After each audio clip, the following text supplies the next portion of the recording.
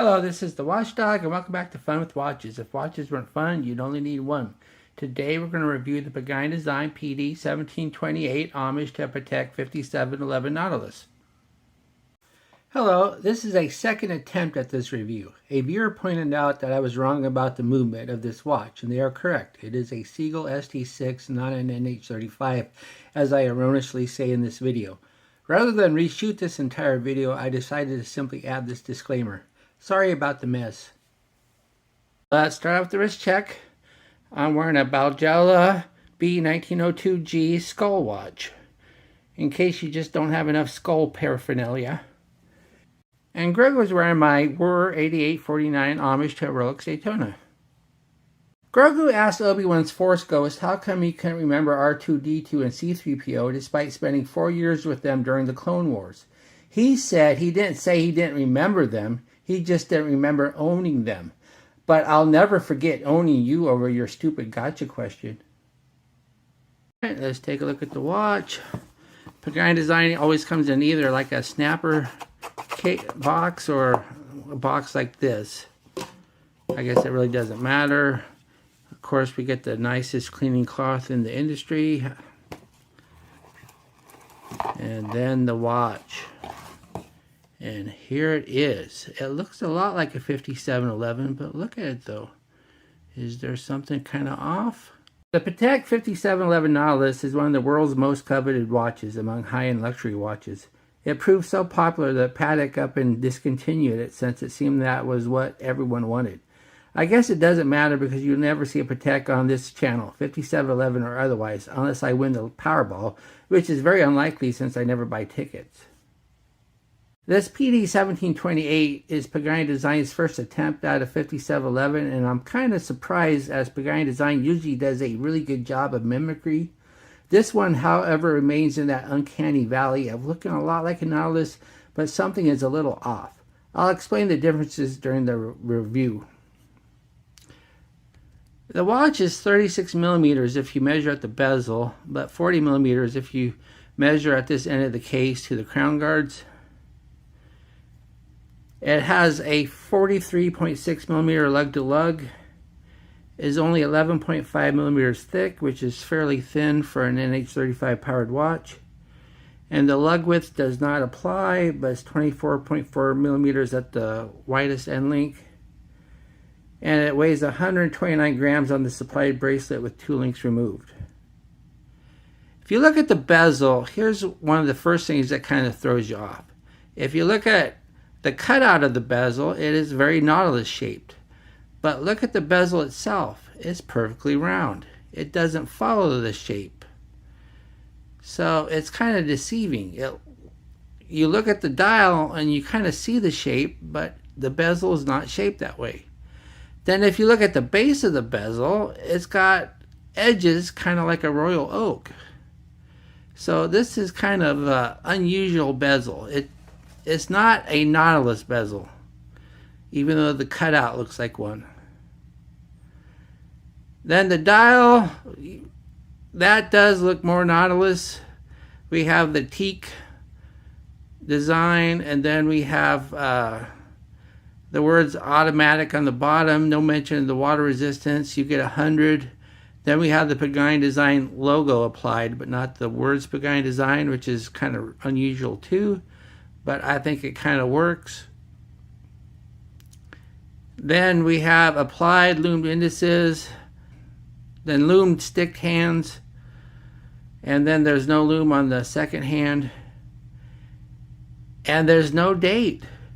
A 5711 Nautilus has a date on it, so I don't know why they didn't put a date on this one. A NH35 has a date. This is not an NH38, so there was a date on the movement, and the original watch has a date, so why not put it on this homage?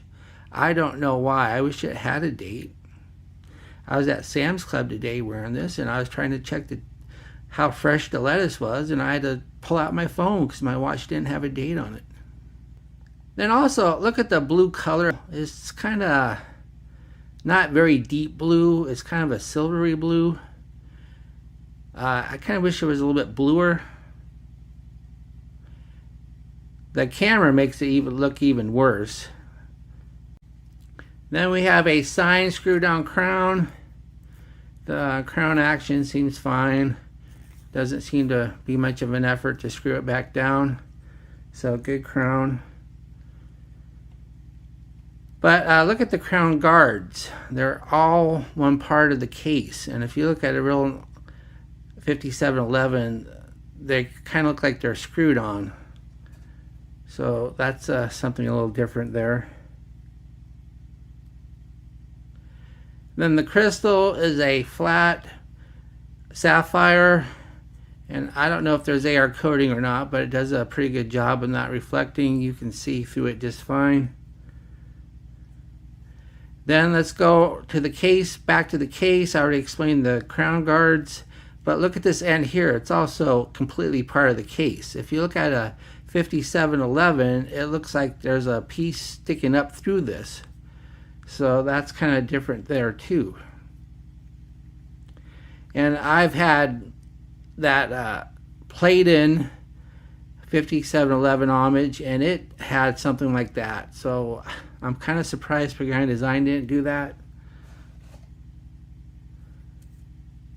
But other than that, the case is nice. It's a good solid piece of stainless steel, and it's nicely brushed.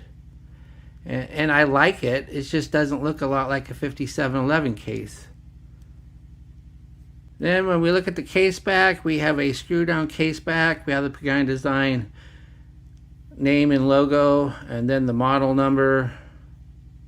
Then it says stainless steel, then water resistant 100 meters, and does not have a display case back. And I'm kind of glad it didn't, because it keeps the watch nice and thin. It wears nice that way. Plus it's an NH35 movement. I'm sorry, NH35 movements, they're very reliable and they're good movements, but they're just not very pretty to look at. Especially when Pagani Design does a display case back, because they always stick with the stock rotor, which is very nothing to write home about. Then of course underneath is the NH35 movement. This is the go-to workhorse movement of watches in this price range. I much prefer it to the Miyota 8215 because it doesn't have that annoying stutter of the Miyota. And usually they're fairly accurate right off the shelf. So let's take a look at it on the time grapher anyway, because I spent a lot of money on this time grapher, so I might as well use it. Here it is on the time grapher. It looks like it's running about 9 seconds fast, which is well within the specs, and pretty accurate for a watch in this price range. Nothing to complain about. Beat error is kind of high at 0.3. But the amplitude seems healthy enough, and so yeah, this one's running pretty good right off the shelf. The bracelet is a integrated bracelet.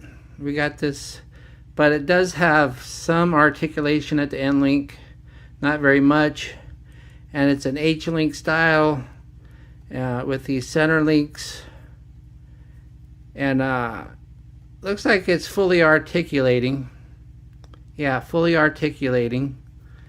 But this design doesn't give you the most flexibility in the world, but it's a nice looking bracelet. It's got the polished center links and then the brushed H links.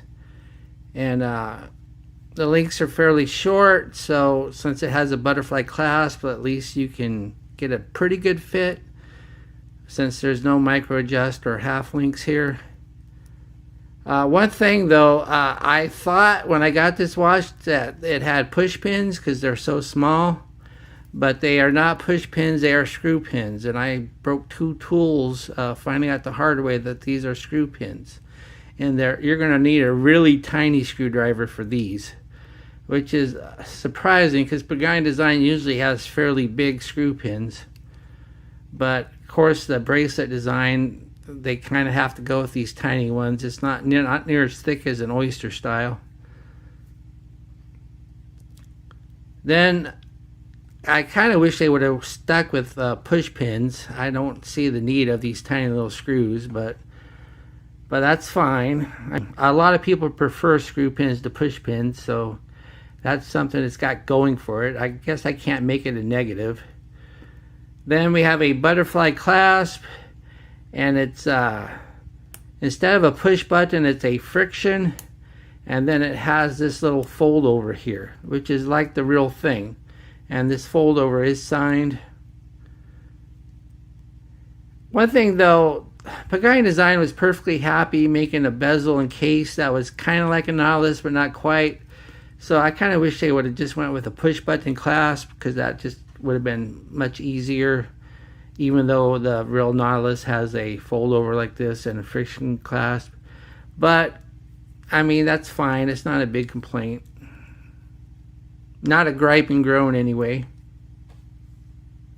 Here's the watch on my 7.5-inch wrist, and it looks nice, and it wears nice. Wears nice and flat on the wrist, and it's not very thick for an automatic. And the bracelet's really nice looking. That's got a nice shine to it. It looks like really good finishing. And this, of course, being an integrated bracelet, I will not show it to you on any other straps. Here we are in the loom room, another Pagani design, and more than likely another disappointing test where the hands underperformed the indices. As we speed up the time, we see that is exactly the case. The hands are fading quicker than the indices, pretty much on par for most Pagani design watches, which is unfortunate, because otherwise they're usually pretty good watches. What do I like about this watch? Well, I really like the bracelet. It just really looks nice, and it's comfortable, and the links are small so you can get a decent fit even though it has a butterfly clasp. And I really like the finish work on the watch. If you look at the case, everything just looks nice, and the bracelet, the finish work is just great. And I like the fact too that they kept it nice and thin but with this case back. And I like the indices. I think they do a good job using applied indices. What are my gripes and groans? Well, the loom is very underperforming. And I don't like the fact that there's no date, because the 5711 has a date. So I can forgive a watch for not having a date if what the watch it is homaging doesn't have one, but it's pretty bad when especially if the movement has a date. And I don't like the fact that they cheated with the bezel. They cut a Nautilus shape into a round bezel. Do I recommend this watch? Yes. I know I had lots of complaints about this watch, but I really enjoyed wearing it. And so even though it's kind of a failure of a 5711 homage, it's still a fun watch to own and wear. So if your goal is to have a watch that looks just like a 5711, then maybe you should give this one a pass. But if you're looking for a nice automatic watch that looks and wears great, then this one should suit your needs just fine. Well, thank you for watching my review of the Pagani Design PD1728, and I will be back with another review or unboxing. Be sure and like and subscribe to my channel. Bye.